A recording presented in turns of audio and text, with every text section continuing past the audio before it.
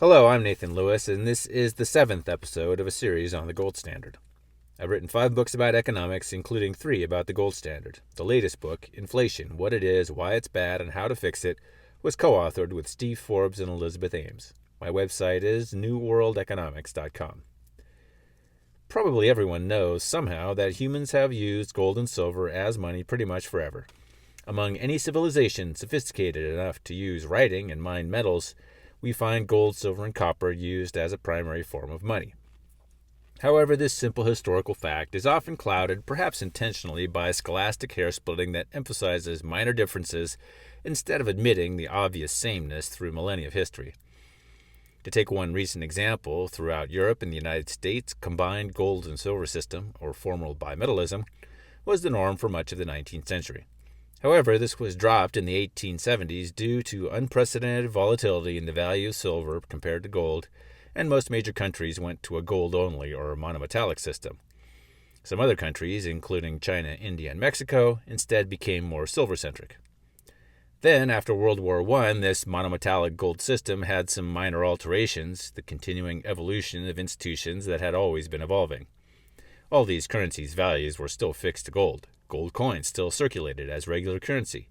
However, by making mountains out of these molehills, the claim is made that the gold standard system only existed for a brief period, from about 1875 to 1914. According to these corrupt historians, the long history of gold and silver-based money, stretching back thousands of years earlier and also extending forward until 1971, didn't exist. In my book, Gold, the Final Standard, I use the term the gold-silver complex to describe the universal use of gold and silver, and usually copper as well, in a unified system.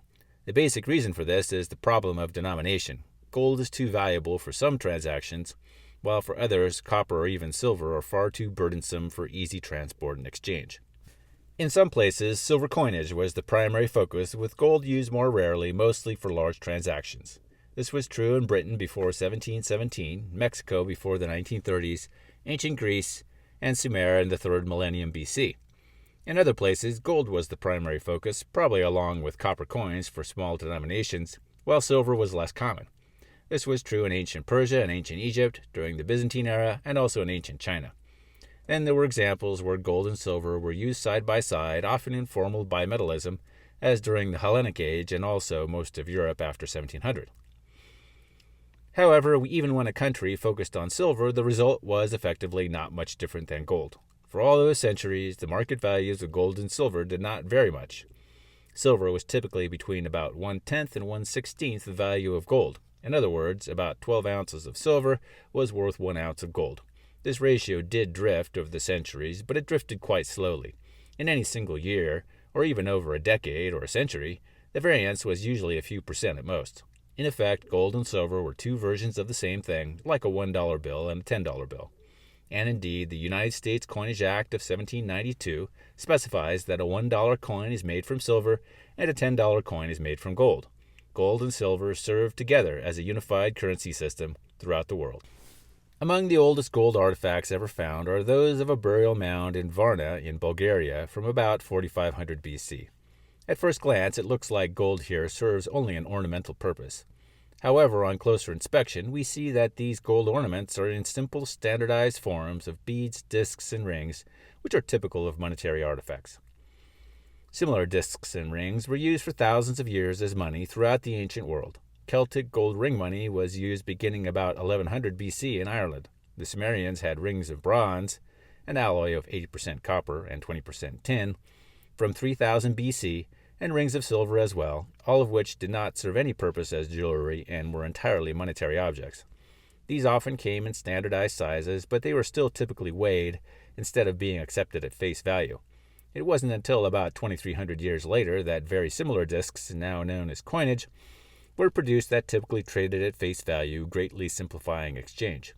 Over in India, in the Harappan civilization of the Indus River, we find gold artifacts like these from 2500 to 3000 years BC, probably a type of money. Even the very first gold artifacts ever found, from the 5th millennium BC, looked a lot like money. The first complex civilization of Mesopotamia was the Sumerian civilization on the lower reaches of the Tigris and Euphrates rivers. The Sumerians developed writing for the first time, at least outside China, around 3400 BC. Silver was the primary metal money, although transactions often took place using agricultural commodities such as wheat or cows, and large transactions in gold. Silver served as the unit of account. Here is a list of prices from the Laws of Eshina from 1930 BC, all expressed in shekels of silver. In ancient Egypt, around 1200 BC, gold was the primary money. Egypt was the ancient world's primary gold producer. The prolific gold mines of Nubia not only made Egypt wealthy, but they helped to expand the influence of the state. Ancient Egypt paid its allies and its enemies in bars of gold. In ancient Greece, around 400 BC, silver was the primary money, while in Persia, Greece's rival, gold was dominant.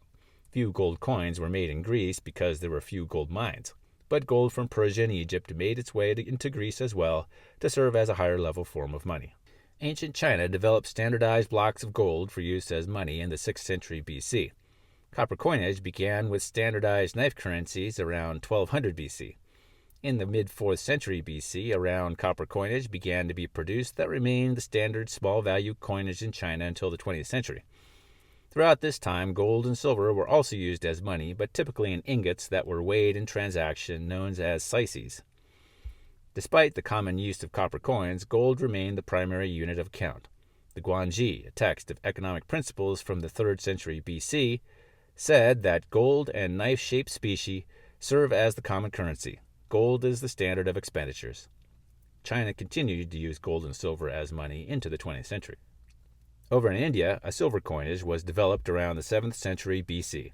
The influence of Alexander and the Greeks, and later trade with Rome, contributed to a long tradition of gold and silver coinage in India, much of which was based on Roman examples. The influence and example of China led to a similar path of development in Vietnam, Korea, Japan, and Indonesia. By 1000 AD, these regions had also adopted gold and silver coinage and bullion as a primary basis of exchange, often combined with smaller value monies, including Chinese copper coins or rice. Thailand was influenced by India and India's trade with Rome. Roman coins from the 3rd century BC have been found in Thailand. As trade with Rome diminished, by the 3rd century AD, local sources of silver were used to mint domestic coinage. By the 1st century AD, the entire civilized world, including Rome, Persia, India, and China, were using gold and silver as a primary form of money. By 1000 AD, gold and silver money had also spread to the farther reaches of Asia, the hinterlands of Europe, and parts of Africa. This pattern continued unbroken up into the 20th century. The general patterns of Europe, of periodic coinage debasement, were also common throughout Asia and the Middle East. However, there were also many examples of coinages that were not debased and did not lose value over time, but kept their values in gold and silver intact for centuries. With a few wartime lapses, the Athenian drachma was unchanged for 600 years. The Byzantine gold solidus was unchanged for 700 years. The gold dinar of the Muslim Saracens, based on the Byzantine solidus, was unchanged for over 400 years. The British silver penny had one minor debasement when 8% copper was added to increase hardness over a period of 6 centuries. After a coinage reform in the 16th century, the British pound again retained its value in silver and later gold for more than 3 centuries until 1931. These reliable coinages that retained their gold and silver values for centuries naturally became the most popular form of money. China experimented with paper currencies between the 11th and 14th centuries, with many examples of paper currency hyperinflation. By the 15th century, paper money had been abandoned in China. Silver and copper coins alone were used as money, along with gold syce ingots, into the 20th century. These were not debased, but remained unchanged during that time. When the Spanish discovered the Americas, they found that the Mesoamerican and Andean civilizations also mined gold and silver, which served as a higher-level form of money among the elite class, while commoners typically did business in copper or cocoa beans. Soon, the prolific Spanish silver mines of the New World were churning out silver dollars minted in Mexico City for use around the world. Originally minted as an 8-real coin in 1497, these pieces of 8, or pesos de ochos, became the peso coins common throughout Latin America and Spain's colonies in the Philippines and elsewhere. The pesos de ochos were almost the same size as the German silver thaler coins of the 16th century. Thal means valley in German and gives rise in English to the words dale and vale. In the Netherlands, similar silver coins were called dollars. In the Netherlands colony of New Amsterdam, at the mouth of the Hudson River, The Spanish coins thus became known as Spanish silver dollars. This Spanish silver dollar retained its silver content for over 4 centuries into the 20th century. From the late 16th century onward, it became the primary silver coinage of China. The Spanish dollar, and not the British pound, became the basis of the US dollar and also the Mexican peso, the Japanese yen, Korean won, and Chinese yuan. In Britain, the gold guinea coin became favored by bankers in the 17th century as a better standard than the heavily worn silver coinage. In 1717, gold became predominant in Britain and the effective basis of the expanding banknote system. In 1816, gold monometallism was formally embraced in Britain. Gold and silver were used as money throughout the world in an unbroken line stretching back to the beginnings of civilization. The simple reason for this was that it worked.